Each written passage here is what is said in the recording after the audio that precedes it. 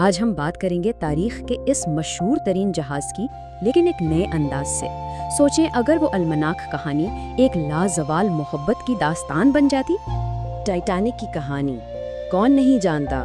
وہ عظیم جہاز، وہ برف کا تودا اور وہ محبت جو امیر اور غریب کی دیواروں کو توڑ گئی۔ لیکن آج کی بات اس سے کہیں آگے کی ہے۔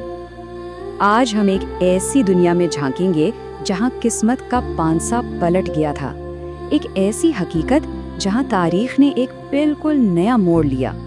ذرا تصور کریں، سال تھا 1912، امیدوں کا، نئی ایجادات کا دور، اور ان سب امیدوں کا سب سے بڑا نشان تھا ٹائٹینک، جو اپنے پہلے اور آخری سفر پر نکلا۔ 1500 سے زیادہ لوگ، یہ صرف ایک نمبر نہیں ہے، یہ ان جانوں کی تعداد ہے جو اس ایک رات میں سمندر کے نظر ہو گئی۔ لیکن کیا ہوا اگر یہ کہانی کا اختتام نہ ہو؟ تو چلیں پہلے حصے میں ہم اس کہانی کو یاد کرتے ہیں جسے ہم سب جانتے ہیں، وہ محبت جو سمندر کی گہرائیوں میں کھو گئی۔ کہانی میں دو محبتیں تھیں، ایک طرف جیک اور روز کی وہ پرجوش محبت جس نے چند ہی دنوں میں سماج کی ساری دیواریں گرا دی، اور دوسری طرف اسیڈور اور ایڈا سٹراس کی وہ دہائیوں پرانی پختہ محبت جنہوں نے فیصلہ کیا کہ اگر جینا ایک ساتھ ہے تو مرنا بھی ایک ساتھ ہی ہوگا۔ لیکن یہیں پر وہ سوال اٹھتا ہے جو سب کچھ بدل دیتا ہے، کیا ہوتا اگر قسمت نے اس رات کوئی اور ہی کھیل کھیلا ہوتا؟ تو آئیے اب دوسرے حصے میں ہم اس متبادل حقیقت کا سفر کرتے ہیں، وہ ایک لمحہ جس نے تاریخ کا رخ ہمیشہ کے لیے بدل دیا۔ سوچیں کہ بچانے والا جہاز بس چند منٹ پہلے پہنچ جاتا، صرف چند منٹ کا فرق، لیکن یہ فرق زندگی اور موت کے بیچ کی لکیر تھا۔ اور اس دنیا میں اگلی صبح کی خبر تباہی کی نہیں بلکہ ایک معجزے کی تھی، ایک ایسی خبر کہ ٹائٹینک کے تقریباً سبھی مسافر بچا لیے گئے۔ جیک، روز، ایسیڈور، ایڈا سب زندہ تھے۔ اب آتا ہے تیسرا حصہ۔ یہاں ہم دیکھیں گے کہ جب موت کو شکست دے دی گئی تو ان لوگوں نے اپنی زندگیاں کیسے گزاری۔ وہ خواب جو ڈوبتے جہاز کے ساتھ ختم ہو گئے تھے، ان کا کیا بنا؟ روز نے اپنی امیرانہ زندگی کو خیرباد کہا اور جیک کے فنکارانہ دنیا کا حصہ بن گئی۔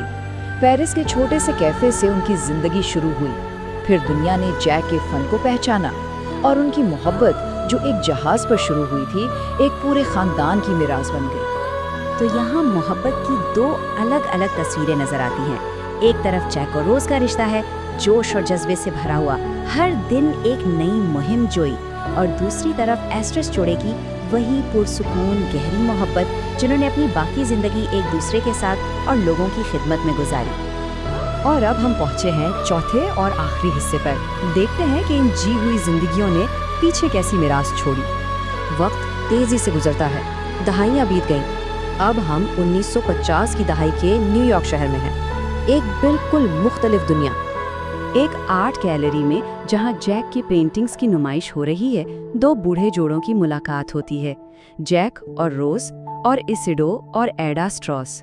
اس بار وہ کسی سانحے کے ساتھی نہیں بلکہ اپنی اپنی بھرپور زندگیوں کے گواہ ہیں۔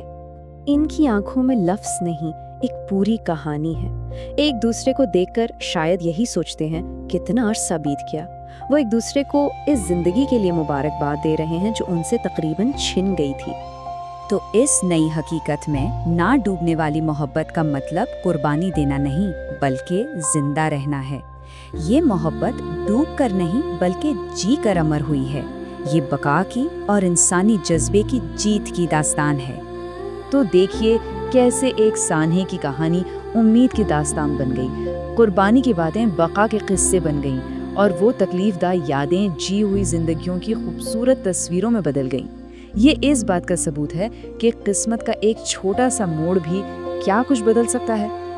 یہ سب ہمیں سوچنے پر مجبور کرتا ہے کہ تاریخ میں اور کون سی ایسی کہانیاں ہیں جن کا انجام مختلف ہونا چاہیے تھا، کون سی ایسی محبت کی داستانیں ہیں جو ایک اور موقع کی حقدار تھیں، اور کیا ہم سب کی زندگیوں میں بھی ایسے موڑ آتے ہیں جہاں ایک مختلف فیصلہ ایک بالکل نئی کہانی لکھ سکتا ہے۔